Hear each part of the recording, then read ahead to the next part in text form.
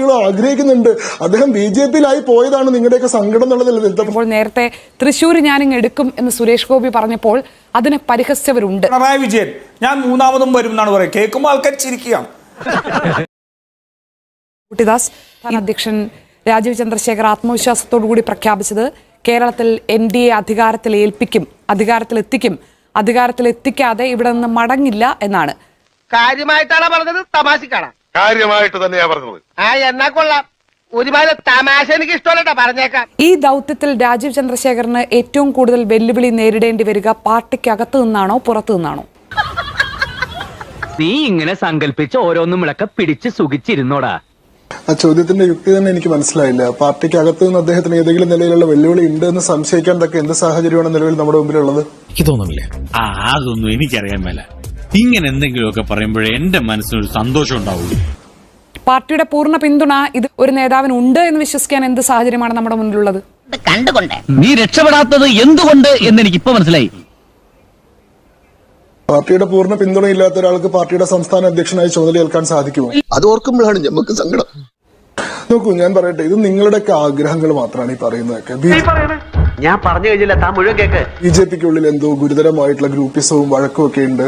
പാർട്ടിയുടെ പൊതുവായിട്ടുള്ള താല്പര്യത്തിനെതിരായിട്ട് കേന്ദ്ര നേതൃത്വത്തിന്റെ മാത്രം താല്പര്യപ്രകാരം രാജീവ് ചന്ദ്രശേഖരനെ കെട്ടിയിറക്കിയതാണ്. ഇത് കേരളത്തിലെ BJP-യുടെ റാങ്ക് ആൻഡ് ഫയൽ ഇത് അംഗീകരിച്ചിട്ടില്ല. അതുകൊണ്ട് ഇനി പാർട്ടിക്കുള്ളിൽ നിന്ന് അദ്ദേഹം വലിയ വെല്ലുവിളി നേരിടാൻ പോവാണ്. ഇങ്ങനെയുള്ള ആഗ്രഹങ്ങളൊക്കെ നിങ്ങൾക്ക് വെച്ചു പുലർത്താനുള്ള അവകാശമുണ്ട്. പക്ഷെ അവരുടെ വ്യാമോഹം മാത്രമാണ്. പക്ഷെ അതൊന്നും യാഥാർത്ഥ്യമാണെന്നുള്ള ഭാവേന പാർട്ടിയുടെ പ്രതിനിധിയോട് അത് ചോദ്യമായി ചോദിക്കുന്നത് ന്യായമാണ് എന്ന് ഞാൻ കരുതുന്നില്ല. അസ്വീകാരം പിടിക്കാനായിട്ട് നിനക്കൊന്നും വേറെ ഒരു പണിയില്ലേ? ഇല്ലാത്തോണ്ടല്ലേ അങ്ങനെ ഇരിക്കുന്നത്. ആ ചുമതല ഏറ്റെടുത്തിട്ടുള്ള ചടങ്ങിൽ ഏതെങ്കിലും തരത്തിലുള്ള അസ്വാരസ്യങ്ങളോ ആരുടെയെങ്കിലും ഭാഗത്ത് നിന്ന് എന്തെങ്കിലും തരത്തിലുള്ള അസന്തുഷ്ടിയോ നിങ്ങളൊക്കെ പ്രതീക്ഷിച്ചിട്ടുണ്ടാവുമല്ലോ. സ്വാഭാവികമായിട്ട് ആരെങ്കിലും എന്തെങ്കിലുമൊക്കെ പറയും. അങ്ങനെ എന്തെങ്കിലും പറഞ്ഞു കിട്ടുകയാണെങ്കിൽ അത് വെച്ച് 2 ദിവസം ചർച്ച നടത്താന്നൊക്കെ വിചാരിച്ചിട്ടുണ്ടാവുമല്ലോ. പക്ഷെ നിങ്ങളുടെ എല്ലാ പ്രതീക്ഷകളെയും തെറ്റിച്ചുകൊണ്ട് പാർട്ടിയുടെ മുഴുവൻ സംവിധാനവും ഒറ്റക്കെട്ടായിട്ട് വളരെ ഹർഷോന്മാദത്തോടുകൂടി വളരെ ആഹ്ലാദത്തോടുകൂടി അധ്യക്ഷനെ പ്രഖ്യാപിച്ചിരിക്കുന്നു. ആരോട് ചോദിച്ചിട്ട്? എനിക്ക് സമ്മതമല്ല. അതല്ലാതെ കേരളത്തിലെ സംഘടനാ സംവിധാനത്തിനുള്ളിൽ എന്തെങ്കിലും തരത്തിലുള്ള പ്രശ്നങ്ങളോ പോരായ്മകളോ ഉണ്ട്, അത് ശരിയാക്കി എടുക്കുക എന്നുള്ളതാണ് എന്റെ ലക്ഷ്യം എന്നല്ല അദ്ദേഹം പറയുന്നത്. ഈ പാർട്ടി കേരളത്തിൽ അധികാരം പിടിക്കാൻ പ്രാപ്തിയും ശക്തിയുമുള്ള ഒരു സംഘടനാ സംവിധാനമായി മാറിക്കഴിഞ്ഞിട്ടുണ്ട്. ഇനി അതിന്റെ അടുത്ത ലക്ഷ്യം എന്താണ്? കേരളത്തിൽ ഭരണം പിടിക്കുക എന്നുള്ളതാണ്. ഇവനൊക്കെ എത്ര മുക്കിയാലും ഒന്നും നടക്കാൻ പോകുന്നില്ല. ഇവിടെ നോക്കൂ, കേരളത്തിലെ BJP-യുടെ വളർച്ചയുടെ ഗ്രാഫ് വെറുതെയെങ്കിലും നിങ്ങളൊന്ന് നോക്കൂ. 2006 വരെ 5% വോട്ടില്ലാതിരുന്നിരുന്ന പാർട്ടിയാണ് കേരളത്തിലെ BJP. നമ്മളിപ്പോ സംസാരിക്കുമ്പോൾ അത് 19.24% മാറിയിരിക്കുന്നു. അതായത് 20%-നിടയിൽ വോട്ടുള്ള പാർട്ടിയായിട്ട് BJP മാറുകയാണ്. 10 വർഷം കൊണ്ട് വോട്ട് ഷെയർ ഇരട്ടിയാക്കി BJP വർദ്ധിച്ചിരിക്കുകയാണ്.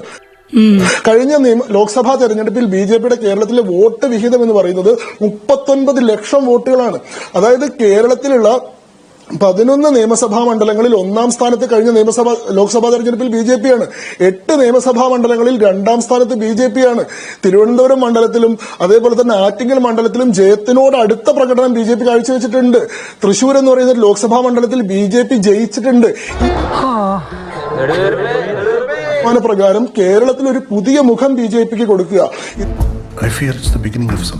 ഇതുവരെ കണ്ട് പരിചയിച്ചിട്ടുള്ള മുഖങ്ങളിൽ നിന്ന് വ്യത്യസ്തമായി കേരളത്തിലെ BJP-യുടെ മാറുന്ന മുഖഛായയുടെ അടയാളമാകുന്ന ഒരു അധ്യക്ഷനെ കൂടി കുറെ കൂടി ഗ്ലോബൽ എക്സ്പോഷർ ഉള്ള, എന്താ പറയുക, യുവത്വത്തിനോട് കൂടുതൽ സംവദിക്കാൻ സാധിക്കുന്ന മട്ടിലുള്ള കളി തുടങ്ങി. നമ്മുടെ മറ്റുള്ള പാർട്ടികളുടെയൊക്കെ അധ്യക്ഷന്മാരെ നമ്മൾ എടുത്തു നോക്കിക്കഴിഞ്ഞാൽ നമുക്ക് ആ വ്യത്യാസം മനസ്സിലാവുന്നതാണ്. 71 വയസ്സുള്ള ഗോവിന്ദൻ മാഷാണ് CPM-ന്റെ അധ്യക്ഷനായിട്ടിരിക്കുന്നത്. 77 വയസ്സുള്ള K. സുധാകരനാണ് അധ്യക്ഷനായിട്ടിരിക്കുന്നത്.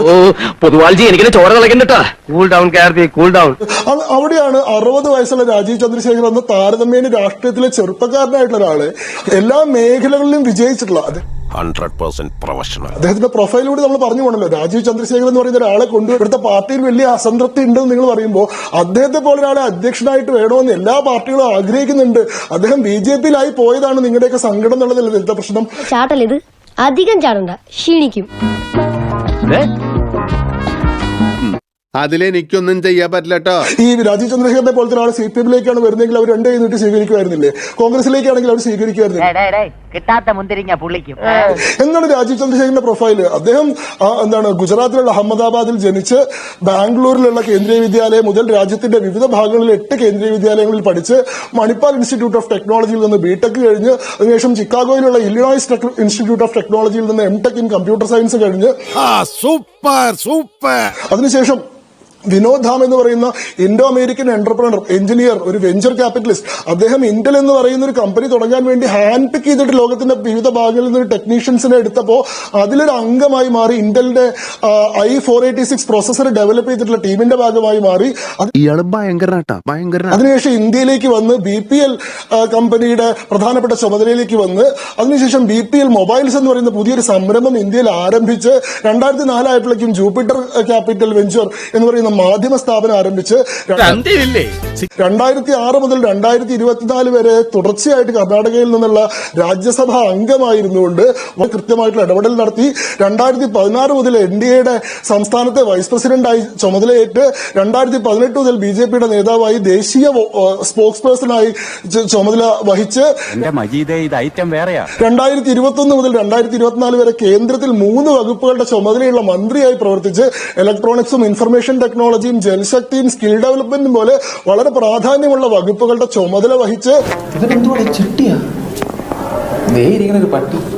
2024 ലോക്സഭാ തെരഞ്ഞെടുപ്പിൽ മത്സരിച്ച് വെറും 35 ദിവസം കൊണ്ട് തിരുവനന്തപുരം മണ്ഡലത്തിൽ 3.5 ലക്ഷം വോട്ടുകൾ സമാഹരിച്ച് വിജയത്തിന്റെ തൊട്ടടുത്ത് എത്തിയിട്ടുള്ള 3 നിയമസഭാ മണ്ഡലങ്ങളിൽ 1ാം സ്ഥാനത്ത് വന്നിട്ടുള്ള, കൈവച്ച മേഖലകളിലെല്ലാം വിജയിച്ചിട്ടുള്ള,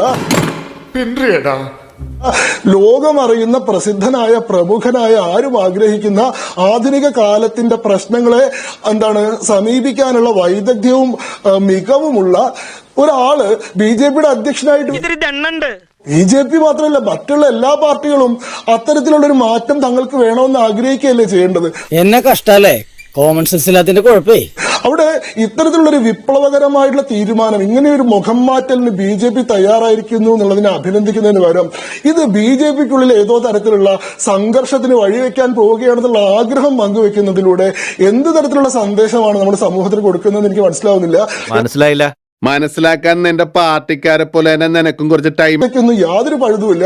കേരളത്തിലെ മറ്റുള്ള പുറത്തുള്ള പാർട്ടികൾക്കൊക്കെ വല്ല സങ്കടവും വലിയ വിഷമവും ഇതിനെതിരെയുള്ള വലിയ പടയൊരുക്കങ്ങളും കാര്യങ്ങളും ഒക്കെ ഉണ്ടായേക്കാം. രാജീവ് ചന്ദ്രശേഖരന്റെ ക്രെഡിബിലിറ്റി തകർക്കാനും അദ്ദേഹത്തെ കൊണ്ട് ഒന്നും സാധിക്കില്ലെന്ന് സ്ഥാപിക്കാനും അദ്ദേഹം വളരെ മോശം ഒരു മനുഷ്യനാണെന്ന് സ്ഥാപിക്കാനും ഒക്കെയുള്ള ശ്രമങ്ങൾ തുടർച്ചയായിട്ട് ഇനിയുള്ള ദിവസങ്ങൾ ഉണ്ടായേക്കാം. അപ്പോ എന്ത് പ്രത്യാഘാതവും നേരിടാൻ ഒരുക്കമാണെന്ന് അർത്ഥം. അതെ. എന്നാൽ BJP എന്ന് പറയുന്ന സംവിധാനം രാജീവ് ചന്ദ്രശേഖർ എന്ന് പറയുന്ന പുതിയ അധ്യക്ഷന്റെ കീഴിൽ ഒറ്റക്കെട്ടായി പ്രവർത്തിക്കുകയും കളിക്കാരും സ്ട്രോങ് ഡബിൾ സ്ട്രോങ് ഇതങ്ങനെ വിട്ടുകൊടുക്കാവുന്ന കാര്യമല്ല. ശ്രീ ശങ്കുട്ടിദാസ്, താങ്കൾ ശ്വാസമെടുക്കാൻ പോലും നിർത്തുന്നില്ല എന്നുള്ളത് കൊണ്ട് മാത്രം ഞാൻ ഇടപെടുകയാണ്. ശരി, ശരി, അകത്തൊരു വെല്ലുവിളിയും ഇല്ല എന്ന് ഇത്രയും നേരം താങ്കൾ പറഞ്ഞതിൽ നിന്ന് വ്യക്തമായി. പുറത്തെന്തെങ്കിലും വെല്ലുവിളി അദ്ദേഹത്തിനുണ്ടോ? നല്ല ചോദ്യം. തീർച്ചയായിട്ടും BJP കേരളത്തിൽ അധികാരം പിടിക്കുകയാണെങ്കിൽ അധികാരം നഷ്ടപ്പെടാൻ പോകുന്ന 2 പേരാണല്ലോ ഈ ചർച്ചയിൽ തന്നെ മറ്റു 2 പ്രതിനിധികളായിട്ട് വന്നിരിക്കുന്നത്. ഈ അധികാരം നേടാൻ പ്രാപ്തിയുള്ള ഒരു സംവിധാനമായി മാറുമ്പോൾ സ്വാഭാവികമായിട്ട് ഈ കൂട്ടർക്ക് ആശങ്കയുണ്ടാവും. കേരളത്തിൽ NDA അധികാരത്തിലെത്തിക്കാതെ ഇനിയൊരു മടക്കമില്ല എന്ന് ശ്രീ രാജീവ് ചന്ദ്രശേഖർ പറയുമ്പോൾ, നേരത്തെ തൃശ്ശൂർ ഞാനിങ് എടുക്കും എന്ന് സുരേഷ് ഗോപി പറഞ്ഞപ്പോൾ അതിനെ പരിഹസിച്ചവരുണ്ട്. നിനക്ക് ഇപ്പോഴും നല്ല വിഷമമുണ്ടല്ലേ? എന്താണ് സംഭവിച്ചതെന്ന് ചരിത്രം രേഖപ്പെടുത്തിയിട്ടുമുണ്ട്. ശേഖർ, കേരളത്തിൽ BJP അധികാരത്തിലെത്തിക്കുമോ? BJPക്ക് ഏതെങ്കിലും ഒരു സംസ്ഥാനത്ത് അധികാരം പിടിക്കണമെങ്കിൽ ആ സംസ്ഥാനത്ത് വർഗീയ അന്തരീക്ഷം വിപുലപ്പെടുത്തുക, ശക്തിപ്പെടുത്തുക, വർഗീയ ധ്രുവീകരണം ശക്തിപ്പെടുത്തുക എന്നതാണ് അവരതിന് പ്രധാനപ്പെട്ട വഴിയായി സ്വീകരിക്കാറുള്ളത്. അധികാരം കിട്ടിയാൽ തന്നെ ആ അധികാരത്തെ ഫലപ്രദമായി ഉപയോഗിച്ചുകൊണ്ട് തന്നെ വർഗീയവൽക്കരണം ശക്തിപ്പെടുത്തുക, ഇതാണ് BJPയുടെ വഴി. ഏതെങ്കിലും രാഷ്ട്രീയ പാർട്ടി സമ്മേളനം നടത്തുമ്പോൾ ഞങ്ങൾ പരാജയപ്പെടും എന്ന് പറയുന്നുണ്ടോ? ഇപ്പൊ പിണറായി വിജയൻ ഞാൻ 3ാമതും വരും എന്നാണ് പറയുക. കേൾക്കുമ്പോൾ ആൾക്കാർ ചിരിക്കുകയാണ്. തൃശ്ശൂരിൽ കോൺഗ്രസിന്റെ സിറ്റിംഗ് സീറ്റ്, ബാക്കി എല്ലാ സീറ്റുകളിലും കോൺഗ്രസ് വിജയിച്ചപ്പോൾ സിറ്റിംഗ് സീറ്റ് പിടിച്ചെടുത്തതാണോ ഏറ്റവും വലിയ പരാജയം? കേട്ടില്ലെന്ന് തോന്നുന്നു. അല്ല, കെ സുരേന്ദ്രൻ ആ തെരഞ്ഞെടുപ്പിന്റെ വിജയം മാത്രമാണെങ്കിൽ നമുക്ക് സംസാരിക്കാം, അതിനെ സംബന്ധിച്ച് നമുക്ക് വിശദമായിട്ട് ചർച്ച നടത്താം. പക്ഷെ നൈസായിട്ടങ്ങ് സ്ലിപ്പ് ആയല്ലേ? പറ്റിയത് പറ്റി. നോക്കൂ, BJPയുടെ സംസ്ഥാന അധ്യക്ഷൻ പറയുകയാണ് ഞങ്ങളുടെ പ്രധാന ശത്രു ഇടതുപക്ഷമാണ് അല്ലെങ്കിൽ CPM ആണ്, അതിനുശേഷമേ ഞങ്ങൾക്ക് കോൺഗ്രസിനോട് വിരോധമുള്ളൂ എന്ന് പറഞ്ഞു കഴിഞ്ഞാൽ CPM-നെ പരാജയപ്പെടുത്താൻ വേണ്ടി വേണമെങ്കിൽ നമുക്ക് കോൺഗ്രസിന് വോട്ട് ചെയ്യാം എന്ന നിലപാടായിട്ട് അത് വ്യാഖ്യാനിക്കും. അതേപോലെ തന്നെ ഞങ്ങളുടെ പ്രധാനപ്പെട്ട ശത്രു കോൺഗ്രസ് ആണ്, അതിനുശേഷമേ ഞങ്ങൾക്ക് CPM ഉള്ളൂ എന്ന് പറഞ്ഞു കഴിഞ്ഞാൽ കോൺഗ്രസിനെ പരാജയപ്പെടുത്തലാണ് നമ്മുടെ പ്രയോറിറ്റി, അതിനു വേണ്ടിയിട്ട് മറ്റു വഴികൾ ആശ്രയിക്കാം. പക്ഷേ കോൺഗ്രസിനെ പരാജയപ്പെടുത്തലാണ് BJPയുടെ പ്രയോറിറ്റി. ശ്രീ ശങ്കുട്ടിദാസ്, അത് ദേശീയ തലത്തിൽ നിങ്ങൾ പ്രഖ്യാപിച്ചിട്ടുള്ളതാണ്. ഇതാ ഞാൻ പറയുന്നത്, നിനക്ക് ബുദ്ധി ഇപ്പോഴും വികസിച്ചിട്ടില്ല. നേരത്തെ പറഞ്ഞ പോലെ സുചിന്തിതമായ മുദ്രാവാക്യമാണ്. ദേശീയ തലത്തിൽ കോൺഗ്രസ് പാർട്ടി മാത്രമേ ഉണ്ടായിരുന്നുള്ളൂ. ഓക്കെ,